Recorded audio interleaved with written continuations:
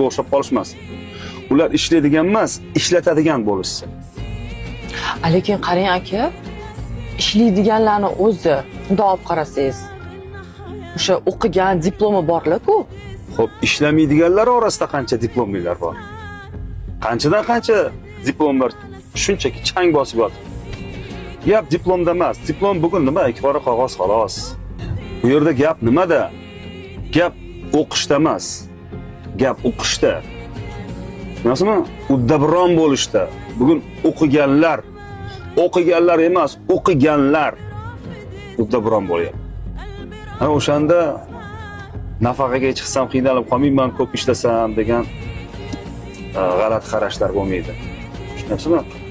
Bugun yashash kerak. Bugun odam maza qilib hayotdan zavqlanib yashash kerak.